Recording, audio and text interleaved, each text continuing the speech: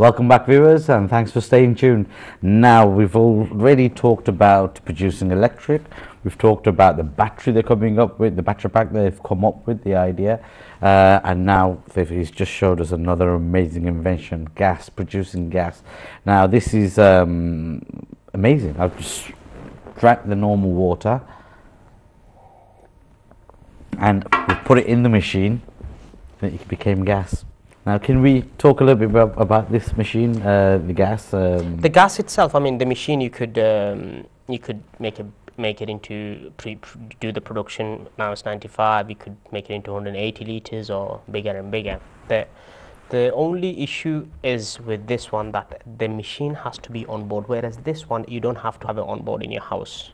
You could have it somewhere, and then in one point whole street can light up with one machine, whereas this one has to be on board, like a portable equipment. Portable equipment. Now, this is very good ideal for people who camping, and very good ideal for third world country. So all they need is just the water to pour in, and there's some salt. You apply it, so the system inside is called electrolysis, which means you apply the electronics internally to break the gas into water into three gases, which is 1 oxygen, 2 hydrogen, and then hydrogen gas is very safe. It won't because it's on demand, means we need it now, it produces it now, and you're not storing anything, so you're out of any danger, so there is no danger whatsoever. And the very good thing is when it's cooked or burnt or anything, normal gas, they call it fossil fuel gas, which produces greenhouse gas, which turns into carbon monoxide, yes. So which goes into the atmosphere, ozone layer. Our ozone layer gets thinner, and it destroys our ozone layer. When it destroys our ozone layer, our planet Earth getting hotter and hotter. Then you have problems such as ice are melting, the water level is going up. Now, that can contribute to this technology, can contribute to that, where you will have less likely going through this carbon. The carbon is produced. You won't produce that. Yeah. But yes, there's downfall of this is hydrogen gas is very hard to control. How do you mean? It means such as you've got methane gas or LPG, where it has a volume. You can see it, you can touch it, you can smell it. Yeah. Not physical touch, as you can see it. And methane gas, if you leave all the doors closed and you forgot to close your cooker, it will put the whole room in fire, in gas, and if one spark, you'll blast. But this, when it comes out, it collides with the oxygen, it goes back to water. So it's not gas? It's only gas when it's burning? When it's burning, yes. Okay, amazing. So when it's burning, it's gas. When it goes with the atmosphere, and with the atmosphere, it has some sort of other gases in there, and it just mixes it up with them. So you're putting something natural in, and it comes out. When it comes out, a gas, and as soon as it touches the air, it becomes water. Yeah, water, yes. So it's natural recycle. So it's not harming the ozone layer. We are not the inventors. These products are out there. These theories are out there. You're just putting it together. Is just the main thing. When getting the different information from the different places, angles, putting it together, and creating it. That's what we are looking at. Now, this is very good for third world countries, such as I said, for Bangladesh, especially cooking and heating. So 1 liter of water will produce how much? In a minute it produces, in an hour it produces 95. So 1 liter will go at least half a day, or if not full day. Wow. Full day. So 1 liter could produce hell of a lot of gas, where you can. Have you come up with a solution where it's connected to the main water line? And it controls how much it needs? No. That's just manually you can put it in, or finger, what's it called? What we're trying to do is we're trying to give the actual mixture separately, where people can just put it in, goes inside, and whenever they need it, they just turn it on, and it will supply to their own appliances. But the appliances itself, as I said, because this is very hard to control gas, the appliances has to be also modified to that sort of sector, because it's a very hard controlling gas. That's all it is. But in other places, such as combustion, you don't need to control it, because it goes through the pipe, goes directly into wherever it's combustion. So you don't need to control it, because there is no other thing interfering. It's amazing. It's clean as well. It's very clean. And yes, and comes out the other side as water. When it burns, it's water. Because I've seen someone creating gas from the rubbish and waste we throw away. Yeah, but it's not very clean, No, I mean, I've seen also other things where even plastic, people making oil out of plastic, as in these plastic, burning it and making oil out of plastic. And oil out of plastic? Plastic, yeah. I didn't know that, sorry. Because the plastic itself, the natural form of plastic, it was oil first. So they're just doing the reverse. Okay. Only rubber comes from the tree. Okay. Plastic is a fossil fuel. Okay. And they were just taking it out from the fossil fuel and creating the plastic, yes, which then they can't get rid of. So what they're doing, these Bangladeshi boys who are converting this plastic back into oil. Edible oil or no, combustion oil. Combustion oil. Combustion. You can't eat. So I was thinking fossil fuel you can't eat. Fossil fuel you can't eat. You can't. No, okay. No. Not very aware of that. No, fossil fuel. Okay. It's amazing. Anyway, now coming back on to the cost, and I've asked you the cost of that. What sort of the cost you're looking at round about £100, 150 quid maximum. Really? Yeah. Or less.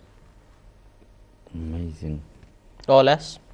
And it's just your average cost is a litre of water and 1 table salt. Now viewers, these are all being paid into salt. Rest assured, this is amazing. The two stuff you just showed me here, it's absolutely amazing. And the fact that the way they produce, how clean they are, it is, and how natural they are as well, it's amazing. Now coming on to another creation and other creations you've created, could you tell us a bit more about? We are thinking there's in our line of work, when you try to do something, you have to find people who is actually involved in this sort of sector. There's a professor who we work with, a gentleman.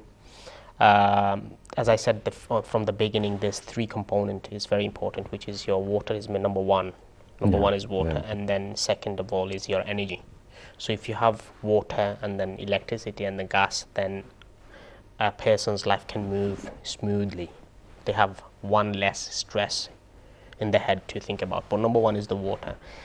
On the world, I haven't done any calculation. We will do that calculation. In the world, a lot of people suffers from water itself. Because of the water that is, in the world, a lot of people, a lot of countries suffers from the water. Now we have Mr. Batako, that's not me, because we are all 3 of us together, Dr. Batako, and us, we thought about an idea, and he created a UV. It works with UV light, which needs some sort of electricity. So we've got that sorted. We've got that sorted. So what it does is, it doesn't matter what type of water, it will go through the system. Any water, even if it's sewage water, it will go through the system and it will come out on the other side, drinkable like mineral water. So the system, he already has that system. Now I can't break down into details how it is, what it is, because of the confidentiality due to its pattern and other things. But yes, we have that the solution already on board. So them 3, if you control them 3, just imagine. It's amazing. Normal thinking. If you just imagine this, a hospital has clean water, electricity which never dies or never goes, or you're not depending on the To constantly give it to you. yeah. We still need them. We still need them to give us the first initial one. So then you have the clean water, electricity is always there, and then cooking and heating the whole hospital itself. You have something solution. So the plan is to give something to the world where the world can benefit from, and also the young generations out there who has creative mind. I'll tell you about myself. Please. Even today, I mean, I'm here today. All my father and my mother was. They're not. Sometimes when I come up with something, they think, yes, they support me, but up to a certain extent. But one person who supports me in everything, she believes in me, and you have to have a partner that loves you to bits. She supports me in everything. If I have an idea, even if it doesn't work, she will say go for it, and I'm thankful to have somebody like that in my life. Now we have got young generations who's going into something and they have a great idea, but they think, most of the people think, how am I going to do it? That's right, yeah. How am I going to do it? Or